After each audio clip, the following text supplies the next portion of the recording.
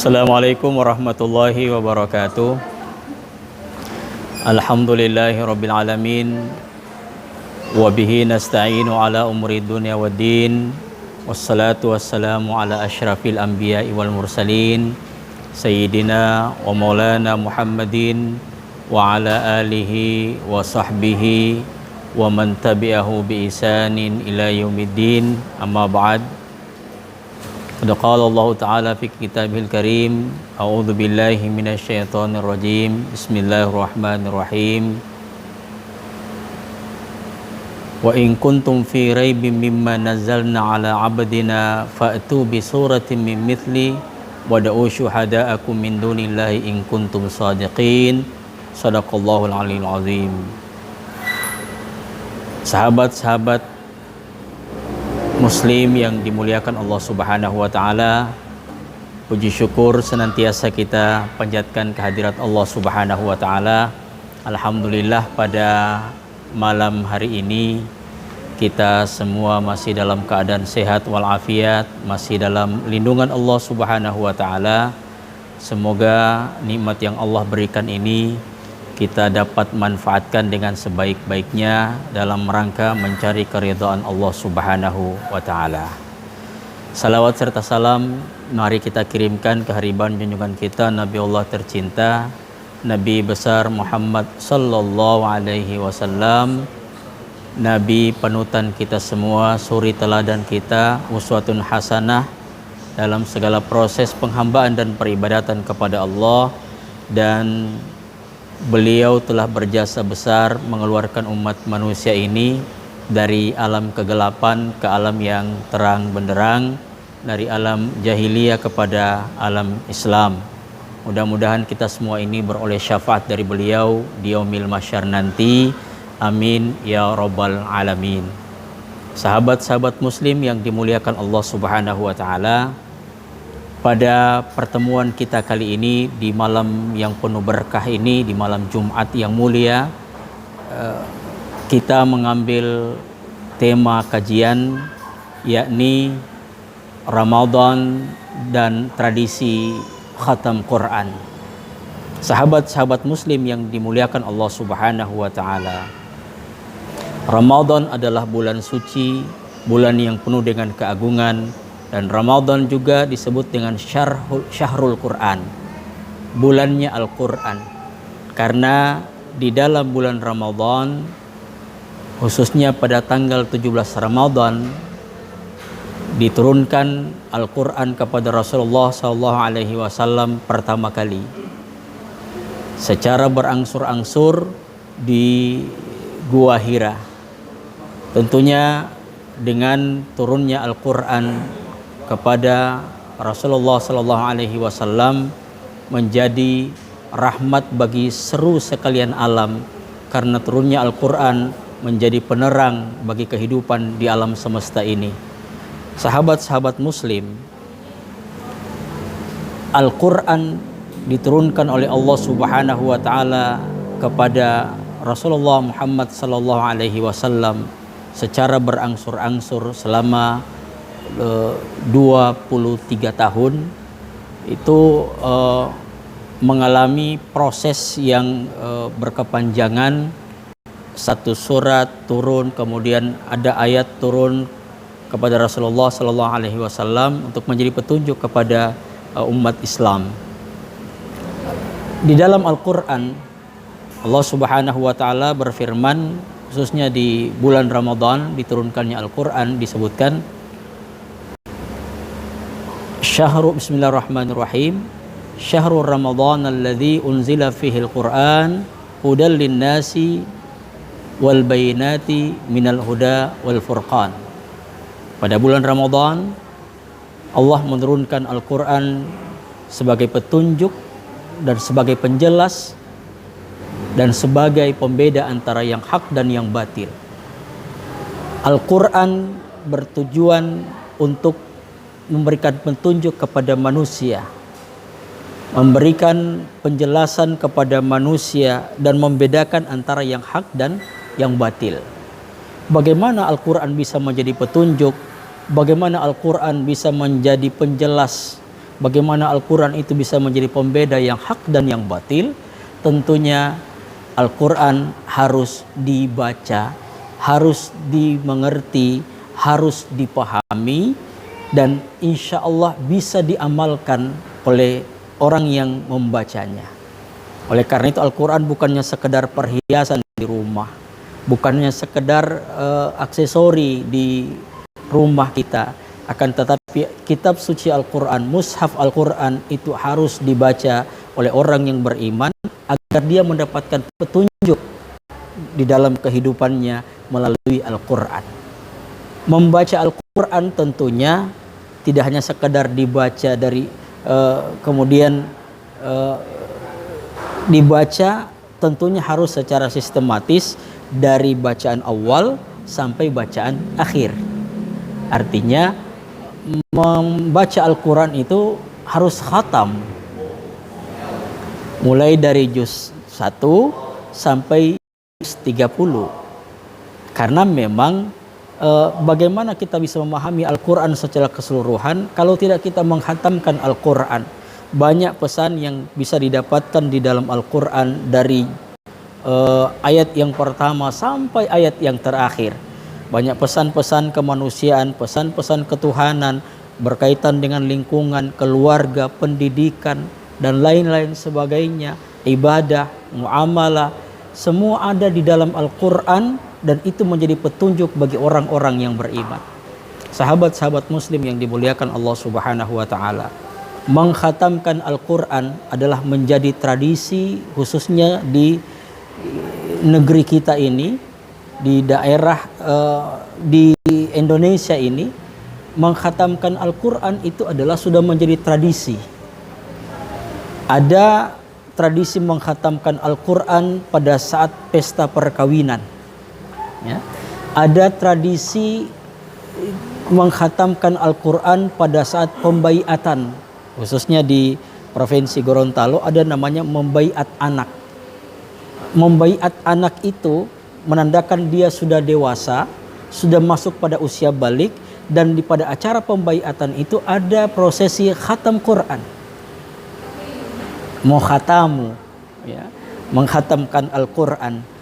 Sahabat-sahabat muslim di setiap daerah di Indonesia ini punya variasi, punya ekspresi yang berbeda dalam tradisi menghatamkan Al-Quran, dengan berbagai macam upacara, mengundang orang dan lain-lain sebagainya.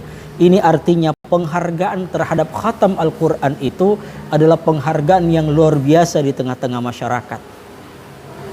Tidak sekedar hanya ritual seremonial, tapi syarat dengan simbol-simbol, syarat dengan falsafah-falsafah di dalam khatam Al-Quran itu. Ada anak yang telah menyelesaikan bacaan Al-Qurannya, maka anak itu akan dikhatam sebagai prasyarat bahwa anak ini telah mendapatkan kemuliaan. Maka dilaksanakanlah prosesi khataman oleh para imam, oleh para pegawai syara, mengundang keluarga, bahkan mengundang masyarakat. Nah, tradisi-tradisi seperti ini adalah tradisi yang baik. Bahkan tradisi ini telah berkesinambungan dari zaman sahabat sampai saat ini. Sahabat-sahabat muslim, mengkhatam Al-Quran ini ternyata telah menjadi kebiasaan dari zaman sahabat Rasulullah Sallallahu Alaihi Wasallam. Ada sahabat Nabi namanya Anas bin Malik. Apa yang dilakukan oleh Anas bin Malik ketika dia khatam Al-Quran? Jama'a waladahu wa ahla baitihi wada'alahum. Dia mengumpulkan anak-anaknya dan mengumpulkan keluarganya, kemudian mereka berdoa bersama pada khatam Quran itu. Jadi Anas bin Malik tidak berdoa sendiri pada saat dia khatam Quran, tapi mengumpulkan keluarganya. Nah, tradisi mengumpulkan keluarga ketika khatam Quran ini itu telah merupakan warisan dari para sahabat, warisan dari para tabi'in, dan warisan dari para ulama. Dan sampai saat ini tradisi khatam Quran itu secara massal, secara berjamaah itu dilakukan oleh umat Islam khususnya di Indonesia ini merupakan tradisi yang baik dalam rangka mencari rahmat Allah Subhanahu wa taala. Karena memang di dalam khatam Quran itu Rasulullah telah menyatakan bahwa itu diliputi oleh para malaikat. Al-Quran saja dibacakan, suatu saat ada seorang sahabat sedang membaca Al-Quran, kemudian ada kuda yang meringkik. Setiap dia menghentikan bacaannya, kuda berhenti meringkik. Dia lanjutkan bacaannya, kuda pun meringkik dan terjadi petir yang menyambar-nyambar. Dan akhirnya dihentikan bacaannya karena dia khawatir ada anaknya di luar yang di dekat kuda itu, jangan sampai kuda itu akan mencelakakan anaknya. Setelah dia keluar, dia mendongakkan kepalanya ke atas dan dia melihat gumpalan awan yang sangat tebal di atas. Kemudian dia laporkan kepada Rasulullah Sallallahu Alaihi Wasallam. Kata Rasulullah, ketahuilah bahwa gumpalan awan itu adalah malaikat berkumpul untuk mendengarkan bacaan Al-Quranmu. Jadi setiap orang yang baca Al-Quran sebenarnya dia disaksikan oleh para malaikat yang menaungi dia sementara baca Quran dan memohonkan ampun kepada Allah Subhanahu wa taala, memohonkan rahmat kepada Allah Subhanahu wa taala terhadap orang yang membacakan Al-Quran. Sahabat-sahabat muslim mengkhatam Al-Quran. Ini juga mengkhatamkan Al-Quran adalah syariat Islam. Bahkan diharuskan untuk mengkhatamkan Al-Quran agar kita mendapatkan pahala yang sempurna terhadap Al-Quran yang kita baca. Para sahabat, para tabi'in itu ketika menghatamkan Al-Quran, ada yang menghatamkan 1 bulan 1 kali. Ada yang menghatamkan Al-Quran 2 bulan sekali. Ada yang menghatamkan Al-Quran 10 malam 1 kali khatam. Ada yang 9 malam, ada yang 8, ada yang 7, 6, 5, 4, 3, 2 malam 1 kali khatam. Ini luar biasa nih, 2 malam 1 kali khatam. Malah ada yang 1 hari 1 kali khatam. Siang, malam, khatam 1 kali.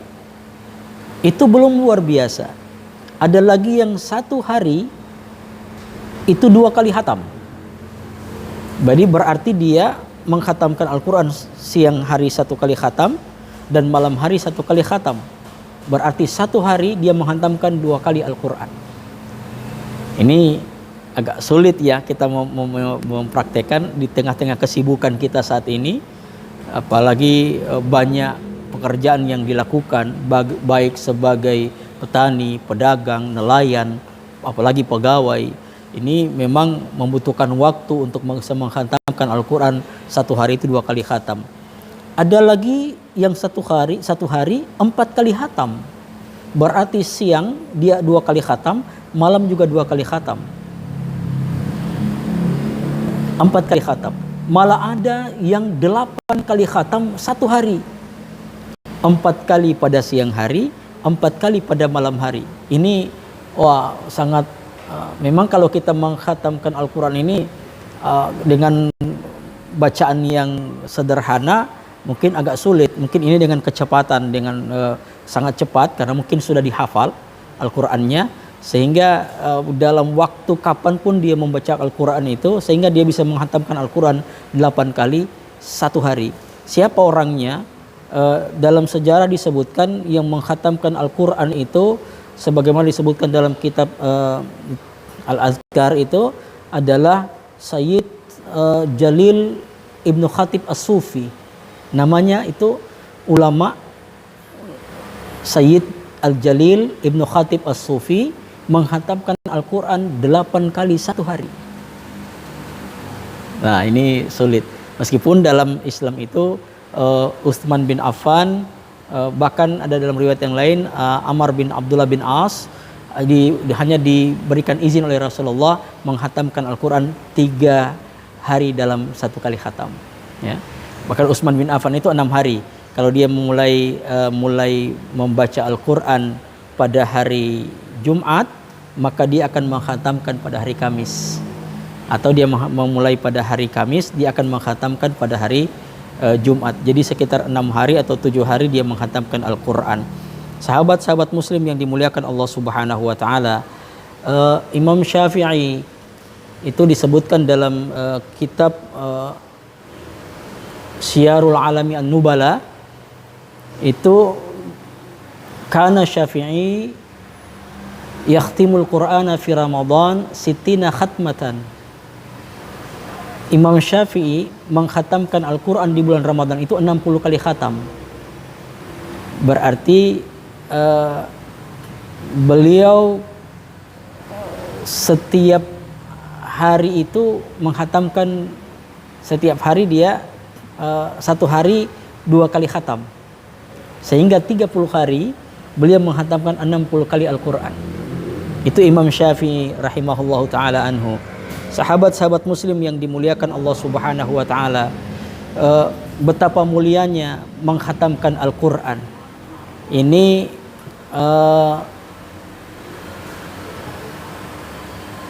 ada seorang sahabat namanya Ibnu Abbas radhiyallahu anhu.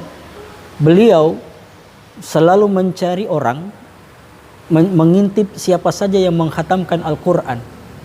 Jadi rumah-rumah mana yang menghatamkan Al-Quran itu dia intip.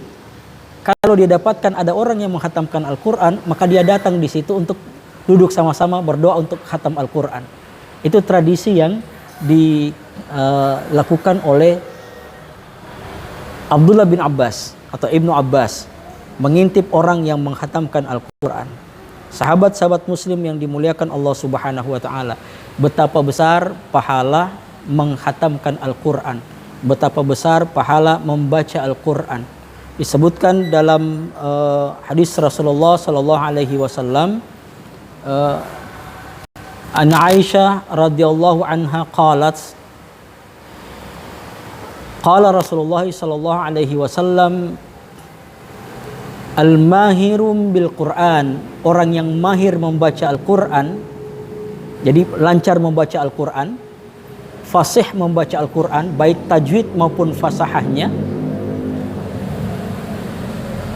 dia pahalanya apa? Ma'a safaratil kiramil bararah, dia bersama dengan para malaikat di yaumil mahsyar nanti. Jadi pada hari kiamat nanti dia disertai oleh para malaikat karena penghargaannya, penghormatannya, serta bacaannya yang paling tepat dan mahir dalam membaca Al-Quran. Ini adalah pahala bagi orang yang membaca Al-Quran dengan mahir. Walladzi yaqra'ul Qur'ana wa yatata'a, ya. Orang baca Al-Quran itu dengan tersendat-sendat, wa huwa alaihi syaq, dan dia merasa berat, merasa susah untuk membaca Al-Quran itu, tapi dia tetap membacanya, maka apa pahala yang dapatkan? Lahu ajaran, maka dia mendapatkan 2 pahala. Pahala membaca Al-Quran dan pahala kesungguhannya dalam membaca Al-Quran. Jadi dia dua manfaat dia dapatkan dari pahala membaca Al-Quran. Sahabat-sahabat muslim yang dimuliakan Allah subhanahu wa ta'ala, membaca Al-Quran, kita dianjurkan untuk membacanya sampai terakhir. Ayat pertama sampai ayat terakhir Al-Quran dibaca sampai khatam. Dan ini tradisi yang turun-temurun di dalam Islam. Kita baca, kita membacanya, istri kita membacanya, anak kita membacanya. Bisa dibaca orang per orang, kemudian bisa juga dibaca secara berkelompok. Misalnya ada 10 orang, yang satu juz 1, yang berikutnya lagi juz 2, juz 3, dan atau misalnya 30 orang sekalian membaca, setiap orang 1 juz, berarti 30 orang membaca sekaligus, maka pada malam hari itu juga atau pada hari itu juga khatam Al-Quran 30 juz. Tentunya pahalanya akan berbeda dengan pahala bacaan setiap orang yang 30 juz. Dia akan mendapatkan pahala yang dia baca, dan insya Allah rahmat itu akan meliputi kepada mereka semua oleh Allah subhanahu wa ta'ala. Apa keistimewaan orang yang membaca Al-Quran kemudian dia menyelami dengan bacaan yang baru? Ini ada seorang sahabat datang kepada Rasulullah sallallahu alaihi wasallam. Qala rajulun, ya Rasulullah, bertanya kepada Rasulullah, bertanya kepada Rasulullah, kata Rasulullah SAW bersabda bahwa bertanya kepada Rasulullah, ayul amali ahabbu ilallah, apa amal yang paling dicintai oleh Allah Subhanahu wa taala? Itu pertanyaannya. Rasulullah menjawab, al-hal wal murtahil. Al-hal wal murtahil. Mal hal wal murtahil ya Rasulullah. Apa itu al-hal wal murtahil ya Rasulullah? Kata Rasulullah, man alladhi yadribu min awalil Quran, yadribu min awalil Quran ila akhirih, orang yang membaca Al-Quran sampai terakhir, kullama halla irtahal, setiap dia selesai membaca Al-Quran itu khatam, dia mulai lagi. Jadi setiap selesai mulai lagi, setiap selesai mulai lagi. Itu namanya al-hal wal murtahal. Dan itu adalah amal yang paling baik. Biasanya kan kita kalau sudah khatam, maka stop, kita akan cari lagi waktu untuk melanjutkan lagi. Tapi yang dimaksud dengan al-hal wal murtahal merupakan amalan yang paling dicintai oleh Allah Subhanahu wa taala adalah ketika selesai mengkhatamkan Al-Qur'an, maka dilanjutkan lagi.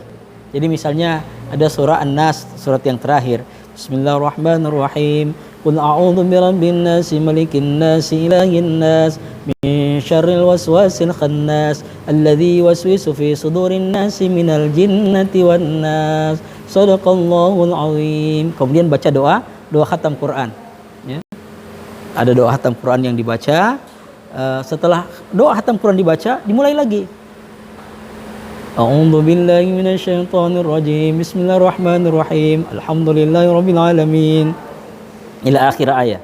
Kemudian sambung lagi, Bismillahirrahmanirrahim. Alif lam mim. Dzalikal kitabu la raiba fihi hudan lil muttaqin. Ila akhir ayat, dan sampai khatam lagi. Setelah khatam sambung lagi. Jadi inilah perkara yang baik yang semestinya kita jadikan ikutan, jadikan panutan. Insya Allah dengan membaca Al-Quran, menghatamkan Al-Quran, baik secara sendiri-sendiri maupun secara berjamaah, dan itu yang paling baik karena merupakan tradisi para ulama, tradisi para sahabat, maka menghatamkan Al-Quran itu mengundang rahmat Allah Subhanahu wa taala. Apalagi pahalanya disebutkan oleh Rasulullah sallallahu alaihi wasallam adalah falahu hasanatun wal hasana bi asyri amsalihha. Jadi pahalanya itu adalah satu huruf satu pahala, dan satu pahala itu bisa dilipat gandakan menjadi 10 pahala. Kata Rasulullah, aqulu alif harfan, lam harfan, mim harfan. Saya tidak mengatakan, kata Rasulullah, alif itu satu huruf, lam satu huruf, mim satu huruf, tetapi adalah tidak mengatakan alif lam satu huruf, tapi kata Rasulullah, walakin alif harfan, alif itu satu huruf, lam satu huruf, mim satu huruf, sehingga jumlahnya adalah 30 pahala didapat dari membaca alif lam mim saja. Nah, apalagi jumlah Al-Quran itu hurufnya adalah 325.345. Jadi 325, 345 itu huruf dalam Al-Quran. Baik, insya Allah kita menjadi orang-orang yang ahli Quran sekemampuan kita. Di bulan Ramadan ini paling tidak kita bisa menghatamkan Al-Quran 1 kali. Kalau memang di bulan Ramadan kita tidak menghatamkan Al-Quran 1 kali, dalam 6 bulan 1 kali, alhamdulillah. Kalau tidak bisa 6 bulan 1 kali, 1 tahun 1 kali kita khatam Al-Quran. Kalau tidak bisa juga sekali seumur hidup. Sekali seumur hidup. Terutama yang sudah dikhatam pada acara-acara pernikahan, dihatam pada acara-acara baiat, tapi ternyata belum khatam, berarti masih punya hutang kepada Allah Subhanahu wa taala. Karena doanya sudah diawali, sementara khatamnya belum. Tapi meskipun begitu, ini adalah budaya yang tetap kita pertahankan, karena boleh jadi dengan menghatamkan dalam tradisi seperti itu termotivasi untuk menghatamkan Al-Quran yang sesungguhnya, sehingga benar-benar menjadi tradisi yang baik di kalangan kita. Tinggal bagaimana kita melakukan pengembangan dalam bacaan Al-Quran kita, sehingga Al-Quran bisa menjadi penerang, petunjuk dalam kehidupan kita. Demikian, kalau ada pertanyaan yang silakan. Misalnya kalau membaca Al-Quran kemudian sudah 15 juz, kemudian berhenti, itu jedanya sekitar 6 bulan atau sekitar 1 tahun. Nah, apakah ketika dia membaca kembali harus menyambung juz ya. Jadi kalau misalnya membaca Al-Quran kemudian terpotong di tengah, terpotong di juz keberapa pun, apakah juz pertengahan atau juz yang keberapa pun berpotongnya, kemudian dalam tenggang waktu yang begitu lama, maka ketika memulainya lagi dimulai pada sambungannya, bukan lagi dimulai dari awal, mulai sambungannya. Yang jelas kita harus khatam itu Quran, ya. Karena kalau dimulai lagi kapan khatamnya?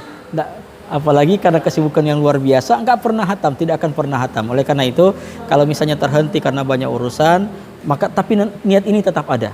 Tetap niatkan dalam hati bahwa saya berazam, saya berikhtiar, saya insya Allah berkomitmen untuk tetap menghatamkan Al-Quran dalam kehidupan saya, agar Al-Quran bisa menjadi syafaat bagi saya di yaumil mahsyar nanti. Karena man qara Al-Quran, barang saya membaca Al-Quran, ya'ti yaumal qiyamati, akan datang pada hari kiamat nanti Al-Quran itu syifa'an menjadi syafaat bagi orang yang membacanya. Jadi syafaat bagi orang yang membacanya, bagi orang yang membaca Al-Quran di hari kiamat nanti Al-Quran menjadi syafaat bagi dia. Ini insya Allah akan menjadi pedoman bagi kita semua. Insya Allah Al-Quran itu benar-benar menjadi pegangan kita. Meskipun kita baca tidak tahu artinya, tidak ada masalah. Tetap pahala itu akan mengalir. Dan lebih baik lagi adalah ketika kita baca, kita paham artinya. Karena ada sekarang sudah terjemahan Al-Quran. Ya seperti itu. Ya. Jadi iqra'ul Quran, innahu ya'ti yaumal qiyamati syifa'an li ashabihi. Jadi dia akan menjadi pemberi syafaat bagi orang yang bacanya di padang mahsyar nanti. Demikian pertemuan kita pada malam hari ini, di malam yang mulia, tentang tradisi mengkhatam Al-Quran di rumah maupun di tempat, di masjid ataupun di tempat-tempat lainnya. Insya Allah menjadi berkah bagi kita semua. Sekian, saya mohon maaf. Hadanallahu wa iyyakum ajma'in. Wallahul musta'an. Wallahul muwaffiq ila aqwamit thoriq. Wassalamualaikum warahmatullahi wabarakatuh.